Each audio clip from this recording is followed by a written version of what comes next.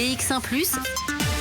L'invité de Fabrice Grosfilet. Voilà, et notre invité politique aujourd'hui, c'est Samuel Cogolati, qui est député écolo au Parlement fédéral. On va parler beaucoup d'actualité internationale avec vous, Samuel Cogolati. Je voudrais d'abord peut-être qu'on revienne un petit peu sur le passage pendant 2 jours de Joe Biden, le président américain. Est-ce qu'il est vraiment en train de faire changer les lignes? Et quelle est, vous, l'appréciation que vous avez sur ce passage, l'ensemble des déclarations qui ont été faites, notamment à Bruxelles, mais la tournée européenne se poursuit ces jours-ci, hein? Alors, ce qui est très clair, c'est qu'avec la présidence Biden-Harris, les démocrates marquent une rupture par rapport à l'ère de Trump. Et il y a clairement une main tendue vers l'Europe. Ils montrent très clairement que le monde de demain, plus juste, plus social, plus vert, se construira avec les partenaires européens. Et là, vraiment, moi, je ne peux que saluer vraiment les efforts qui sont marqués en faveur du climat, de la lutte contre le réchauffement climatique. On sait que la première promesse, c'était de rejoindre l'accord de Paris. C'est ce qu'ils ont fait le jour 1 de la nouvelle présidence de Biden. Et puis aussi sur la justice fiscale, je crois que c'est important, il y a cet engagement qui est assez incroyable, qui propose d'avoir une taxe minimum sur les multinationales qui pourrait rapporter 7 milliards d'euros à un pays comme la Belgique. Ouais, cette taxe minimum, c'est 15%. Beaucoup disent oui, 15%, c'est quand même le plancher du plancher. Ça aurait été mieux qu'on aille vers les 20 ou les 25%. L'impôt des sociétés en Belgique, c'est 25%. Vous craignez pas que 15%, ça incite malgré tout à une forme de concurrence fiscale? Alors d'abord, c'est beaucoup mieux que rien du tout, et donc ça marque vraiment un effort par rapport à la lutte contre l'évasion fiscale. Moi, j'ai aussi entendu qu'on pourrait monter jusqu'à 21%. Donc clairement, les modalités doivent encore être étudiées, mais l'engagement politique est fort. L'engagement politique est fort parce qu'il y a vraiment une volonté de la part du nouveau président américain de faire de la justice sociale une priorité, mais aussi de la justice raciale. On se souvient d'il y a quelques mois, le racisme qui pourrissait l'âme de l'Amérique et de cet Afro-Américain, George Floyd, écrasé, asphyxié.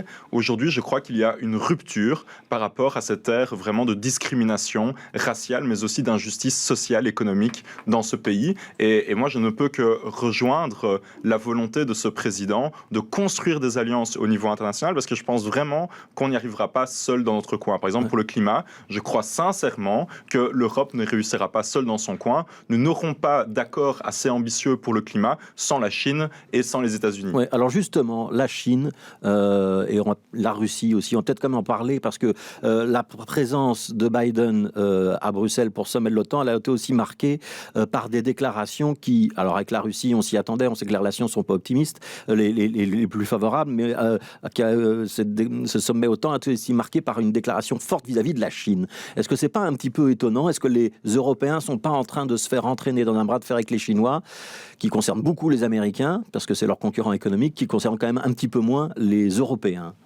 Mais écoutez, on n'est pas en train de se faire embrigader?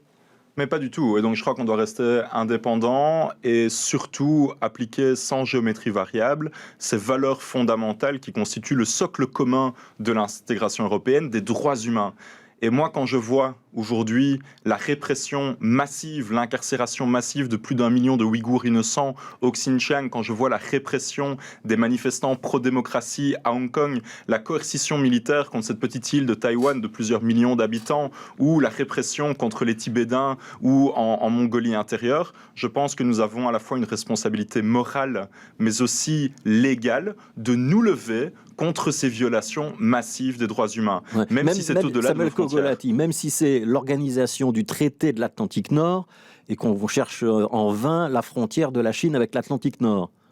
Écoutez, moi ici, ce n'est pas l'Atlantique Nord que je défends, ce n'est pas une alliance militaire que je défends. Quand je parle de valeurs fondamentales, je parle de valeurs universelles qui doivent être appliquées non seulement chez nous, aussi en Méditerranée qui représente aujourd'hui un cimetière à ciel ouvert pour des milliers de migrants, mais aussi, oui, en Russie et oui, y compris aussi en Chine. Et je pense que ça fait la grandeur aussi de notre petit pays, de la Belgique, de pouvoir dire à un moment donné stop aux atrocités et de pouvoir dire oui, nous avons le courage comme parlementaires aussi de dire haut et fort que ça ne va pas. Alors vous avez effectivement adopté en commission des affaires étrangères au Parlement à la Chambre une résolution qui indique qu'il existe des risques sérieux de génocide en Chine pour la minorité ouïghour. On rappelle que c'est une minorité turcophone, musulmane, qui fait l'objet de persécutions. Les mots ont leur importance. Risque sérieux de génocide, quand on emploie le terme génocide, ça veut dire que ça oblige l'État fédéral belge à prendre ses distances avec la Chine et à exiger un certain nombre de choses, c'est ça l'idée ? Mais c'est plus que prendre ses distances. La Convention de 1948 a été signée par la communauté internationale juste après la Seconde Guerre mondiale, avec ce mot d'ordre « plus jamais ça ». Et donc aujourd'hui, pour la première fois, nous tirons les conclusions du Rwanda, de Srebrenica, et nous disons « plus jamais ça ». Il faut à tout prix empêcher ce risque sérieux de génocide contre cette minorité ethnique ouïghour. C'est pas parce qu'ils sont musulmans, peu importe la couleur de peau, peu importe votre ethnicité, nous avons toutes et tous un droit fondamental à la dignité humaine, y compris ces Ouïghours, et c'est une honte, c'est une aberration qu'au XXIe siècle, nous ayons encore des camps, oui, de concentration, j'ose lâcher le mot, qui aujourd'hui sont abominables. Il faut absolument que l'Europe ose se lever, ose briser le tabou. Nous avons des images satellites qui nous parviennent depuis 2016 qui montrent que ces camps s'agrandissent d'année en année. Et donc, vraiment, si nous ne faisons rien, et si nous disons, oh, finalement, notre petit pays, vous savez, la Belgique est trop petite, n'a pas de voix assez forte sur la scène internationale, eh bien, les tyrans ne feront que renforcer et ne feront qu'aggraver la répression contre leur minorité. C'est pour ça que nous avons une responsabilité comme parlementaires de dire les choses très clairement. Mais concrètement, le fait d'employer le terme de génocide, ça veut dire que on attend du gouvernement fédéral qu'il rompe ses relations diplomatiques avec la Chine ? Non, que du contraire. Je pense que justement, il faut absolument renforcer nos relations diplomatiques. Mais dire, attention, convention d'investissement avec la Chine et l'Union européenne, c'est hors de question tant qu'il n'y aura pas des contraintes fermes, contraignantes, pour le respect des droits humains. Par exemple, l'interdiction du travail forcé. On ne peut pas accepter l'importation de produits issus de chaînes d'esclavage modernes au XXIe siècle chez nous en Belgique. Et puis deuxième chose, si la situation perdure et s'aggrave, par exemple, il faudra mettre fin à la convention d'extradition entre la Belgique et la Chine, tout simplement parce qu'on n'extradie pas des individus qui risqueraient la peine de mort ou la torture là-bas en Chine. Et sur l'importation de produits, on va réellement réussir à faire le tri entre ce qu'on peut importer ou pas importer des Chinois ? Je pense sincèrement que c'est l'un des chantiers législatifs les plus importants pour les années à venir, pas seulement en Belgique, mais aussi au niveau européen. Et d'ailleurs, pas seulement pour les produits qui viendraient de Chine, mais aussi des produits qui, par exemple, viendraient du Bangladesh, faits dans des conditions abominables, avec, par exemple, du travail d'enfants. Et nous devons absolument nous réapproprier ces chaînes d'approvisionnement, parce que c'est important, nous sommes dans une globalisation qui est devenue une pyramide d'irresponsabilité, et donc moi, je plaide vraiment pour qu'on remette des normes sociales, environnementales, basées sur les droits humains, beaucoup plus claires. Qu'est-ce que vous répondez aux autorités chinoises qui estiment, un, que c'est une affaire intérieure et que les Européens n'ont pas à s'en mêler, deux, que la minorité ouïghour, elle est séditieuse et qu'il y a notamment un risque d'attentats terroristes avec cette minorité-là et qu'ils font donc appliquer des mesures de sécurité nationale?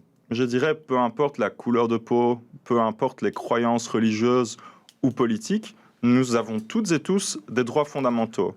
Et donc, enfermer des gens simplement en raison de leur ethnicité, simplement en raison de leurs croyances religieuses, sans être passés devant un tribunal, il en est hors de question au XXIe siècle. Et qu'est-ce que vous répondez au PTB qui estime que la Belgique est toujours du côté des États-Unis, qu'on cible la Chine, la Russie, mais qu'on ne s'intéressera très peu à ce qui se passe au Proche-Orient, en Syrie ou dans d'autres théâtres du monde? Je réponds que moi j'ai commencé ma carrière comme juriste justement en Palestine, pour lutter contre l'agrandissement des colonies israéliennes en Cisjordanie. Je réponds que sur Julian Assange, je suis tout à fait préparé à pouvoir dire à Joe Biden qu'il faut absolument pouvoir cesser l'extradition et ce risque d'emprisonnement à vie, de torture psychologique. Je dis simplement que nous appliquons le droit international sans géométrie variable et sans équivoque. Vous ne pouvez pas à un moment donné dire à vos alliés « Oh, pas de souci, vous pouvez absolument violer les droits humains, nos amis communistes chinois, il n'y a pas de problème, on ne va pas regarder ce qui se passe au Xinjiang. » Et de l'autre, faire comme si vous étiez éhonté alors qu'il s'agit des États-Unis. Non, vous devez absolument, peu importe le pays, peu importe qu'il soit puissant ou non. Et c'est le cas de la diplomatie belge ? Et je pense très sincèrement que c'est le cas de la diplomatie belge et de ce gouvernement qui prend des engagements très forts et qui veut faire des droits humains vraiment la priorité de la diplomatie. Alors justement, une dernière question. Vous avez parlé de Julian Assange. Vous avez profité de la présence de Joe Biden pour lui faire remettre un courrier. Vous êtes 4 parlementaires francophones à le signer. Il y a François De Smet pour Défi, Malik Ben Achour pour le PS et Nabil Boukili pour le PTB. Et vous, donc pour Écolo. Est-ce que le courrier est arrivé? Qu'est-ce qu'il demande? Est-ce que vous avez une chance d'être entendu? Le courrier est arrivé, d'autres parlementaires, par exemple au Royaume-Uni, ont pris la même initiative. Donc oui, je pense qu'on a une chance d'être entendu. Vous savez qu'Obama, à l'époque, avait par exemple droppé toutes les charges contre cet individu. Moi, je dis simplement que pour tous les lanceurs d'alerte, et pour tous les journalistes d'investigation, nous devons protéger cette liberté je rappelle fondamentale Julian Assange, c'est le fondateur de Wikileaks, oui, qui a absolument. donc publié un certain nombre d'informations, y compris sur ce qui se passait en Irak ou en Syrie. Oui.